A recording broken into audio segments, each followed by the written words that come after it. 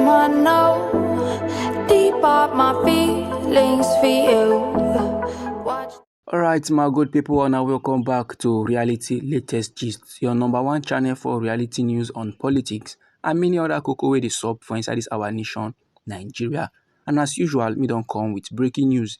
Me get update with my table and need share give the general public. And the cocoa be say, the Edo State government they don launch a back to farm initiative to boost food production against the 3 senatorial districts for inside Edo State. And na the Edo State governor wey be Senator Monday Okpebholo na dey yarn this one by himself dey give the general public.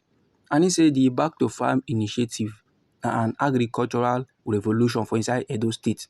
As the Okpebholo administration dey plan to establish farms for inside 3 senatorial districts for inside Edo State, as well as provide farmers with the needed incentives to produce more food for the nation.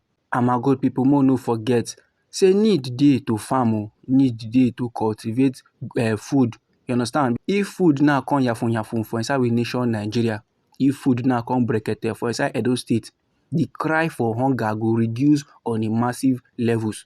And about this farming of a thing, our President Bola Ahmed Tinubu don dey talk am since, but no governor dey true pay too much attention. Now, the governor of Edo State, Senator Monday Okpebholo, don dey yarn am say Edo people are very much known for farming. And he now come dey assure the people of Edo State say this administration go revive farming across the state to produce food for Edo citizens and for we nation Nigeria. And they go even produce enough so that they go fit export to other states and other countries. And he now come dey job assurance they give Edo State people. Say this back to farm initiative wey im just introduce so, the thing now no go just be on paper, no go just be cho, but it go be on the field. Now show working something, and the general public at large now go enjoy the benefits of the abundant food production. And the governor constantly promise farmers things wey they go use to do their farming, which is incentives, and that's they include fertilizers, farm machinery for mechanized farming, and loans them to enable them to carry out farming activities. Now tools fit dey, but money no go dey to take start up. You understand? But money fit dey, but tools no go come dey to take start up. So this man now dey provide a loan. We go fit be like money we go take start up. I think they provide the tools, so nobody go come get excuse as to why they no fit do the farming. Then after the Edo State Governor Senator Monday Okpebholo don yarn all those levels finish, the permanent secretary from the Ministry of Agriculture and Food Security, wey be Dr. Osagie, he now come dey assure the farmers say with an increased budget of over 70 billion naira, so the farmers go benefit from the improved incentives them to boost their farming activities. So make them do the camps, support it don't come. And even before all these levels come dey happen sef, the vice president of the Farmers Association will be Mr. Benson, we been read the speech of their president. He now be dey outline some of the challenges where they face, where the farmers they go through. And those challenges they include the encroachment of cattle where they destroy their crops them. So like this now, my good people, if you be farmer for inside Edo State, it go good make you dey jubilate. It go good make you dey celebrate because joy is coming. With this support now, where the Edo State governor they promise farmers them food now go come yafun for Edo State people. And with the plans we in get, with the way the man now will make the thing big, according to him, he say he want to in the aspect will be say they go fit they export food, they go other states and outside the nation Nigeria. Now anyhow this informate be you for body, or if you get contributions about this very particular topic, feel free make it drop them inside our comment section. But meanwhile, me still get another reality latest, me still get another update with my table like this one need share give the general public.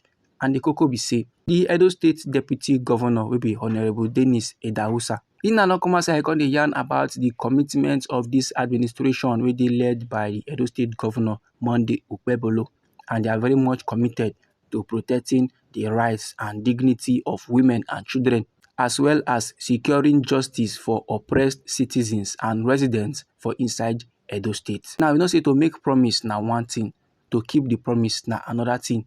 And with the way things they go for inside Edo State, with the way the Edo State Governor Monday Okpebholo they perform, in the resemble man where they keep to in promises. Now you see this information now where the Edo State Deputy Governor Honorable Dennis Edausa they give the general public this assurance when they make now in job and when they play host to the Edo State branch of International Federation of Female Lawyers, wey dey led by their chairperson, wey be Barrister Princess Francisca Elema, during a courtesy visit to the deputy governor for the government house wey dey for inside Benin City, Edo State. And according to how talk dey come outside from the deputy governor mouth, he said the executive governor don make am very much clear on several occasions say for inside dis im government, every citizen go get access, especially as e dey relate to rights of women and children.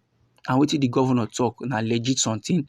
Wetin he talk is very significant, as he don show interest on women and children, as he don show say that na im core mandate. E nice, e go well. So he want to assure the deputy governor say as a government, they are going to partner with him to protect the rights of women and children. And he don plaster to also encourage the executive governor in the interim, say whatsoever in dey do to bring peace and stability to Edo State, and whatsoever in dey do to bring justice to those people wey no get the resources to go to court, dem appreciate am well well. They like those kind things and they're ready to support am. Oga Dennis Edawusa come still give accolade to the leadership and members of the FIDA for their continued commitment to restoring the dignity to Edo residents, especially women and children. Then he come dey assure the association say the state government they go partner with them well and they go support in helping them achieve their goals. And he can conclude wetin dey yarn by saying he go discuss with his principal and he go get back to the FIDA.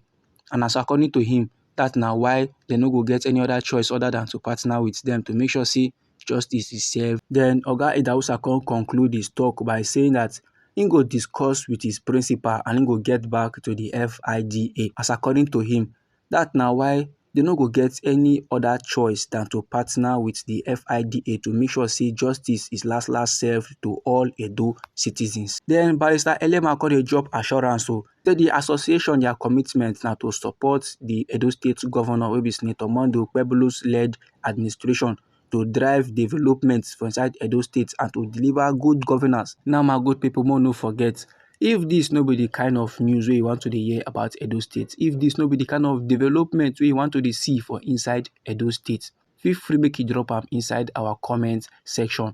Anyhow the matter be you for body, or any contributions wey you get about this very particular topic, drop am for inside our comment section.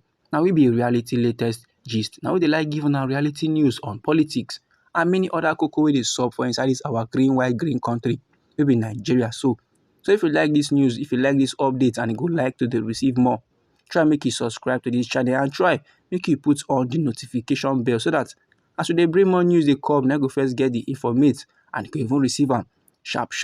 May they call your screen again with another legit and reality latest for you, my good people.